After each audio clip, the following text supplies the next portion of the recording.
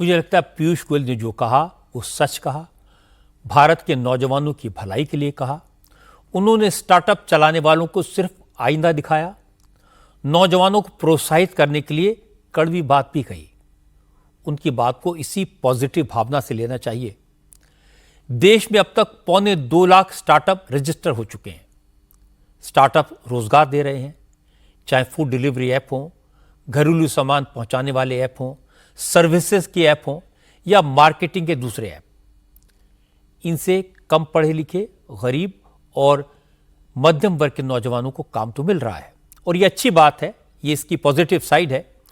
पर इस तरह के स्टार्टअप सिर्फ डिलीवरी बॉयज पैदा कर रहे हैं। इससे देश की इकोनॉमी, देश के इंफ्रास्ट्रक्चर, देश के एक्सपोर्ट को कोई फायदा नहीं हो रहा।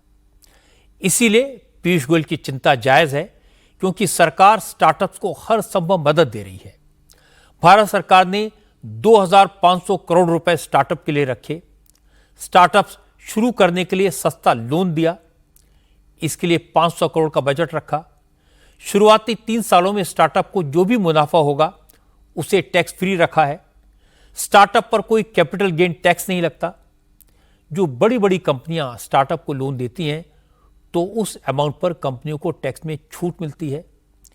इतनी सारी सहूलियत देने के बाद भी अगर हम सिर्फ डिलीवरी ऐप बनाकर खुश रहें तो चिंता तो करनी पड़ेगी। अब जमाना बदल गया है।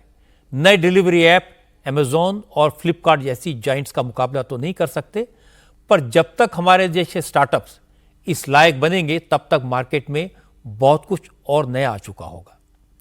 इसलिए अभी से फ्यूचर की तरफ देखने की जरूरत है, 2 कदम आगे बढ़कर सोचने की जरूरत है। इसीलिए पीयूष गोयल ने चीन का एग्जाम्पल दिया। चीन ने आज से 10 साल पहले सेमीकंडक्टर, माइक्रोचिप और एआई पर काम शुरू कर दिया था।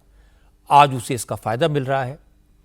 अगर हमारे स्टार्टअप्स ने इस बारे में सोचा होता तो आज भारत को भी इसका फायदा मिलता। अब अमेरिका ने चीन पर टैरिफ लगा दिया है।